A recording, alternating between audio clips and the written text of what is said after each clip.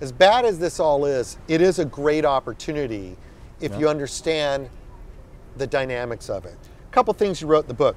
Those lucky enough to keep their wages steady and to maintain their wealth through simple savings can increase their standard of living during a deflationary period. Deflation rewards savers who either hold cash or receive steady streams of income. This includes retirees that have most of their wealth in fixed income or simple savings. Let's see. So explain the conversion, and there's a mindset, and we work with this so much.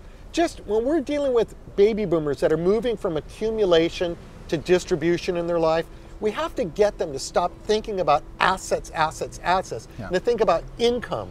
And it's a shift they've never considered. All they're thinking about is, my portfolio is up 10%, it's down 5%, it's up 7%, but they don't actually get, hey, how much money is going to come to you when you retire? What's your income going to look like? Shift in thought. And I see this parallel in this sense.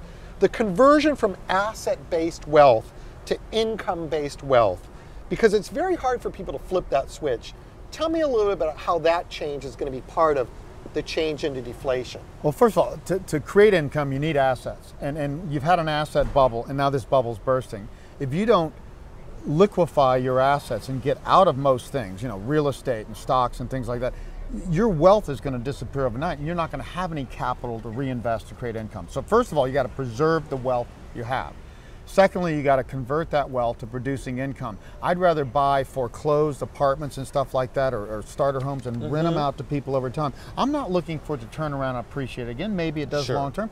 I'm looking to buy something cheap, refinance it cheap, rent it out to people, because rentals are going up in value and demand now that people can't afford homes or banks won't make loans anymore. Same thing, I mean, healthcare facilities. The one thing the baby boomers are going to spend on as they age, whether they like it or not, is healthcare facilities, hospitals and all this stuff, outpatient care, wellness stuff. If you invest in facilities like that and rent those out, you'll do well. But if you try to rent office space to corporations, you're going to lose your money. If you think these stocks, even Procter & Gamble, maybe their revenues do not go down because they're internationally diversified and stuff. The stock market, the price earnings ratios in stocks are going to collapse, and they already have started to.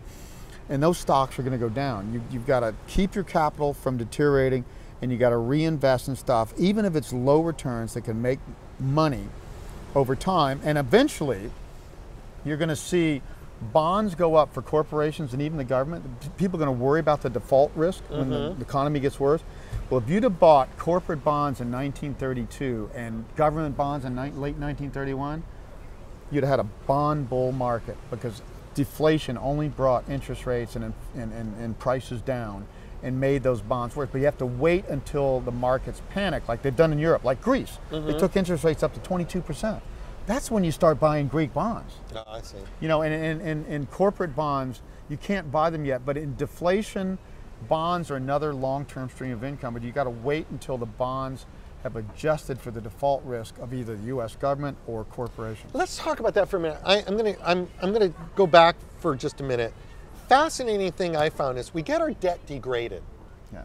And everybody rushed into bonds. And yeah, so like we get our debt degraded, but the actual immediate result is stocks crash, okay? And everybody goes, we're safe money, and all the money flows out of the stock market into U.S. Treasuries because it's still the safest place.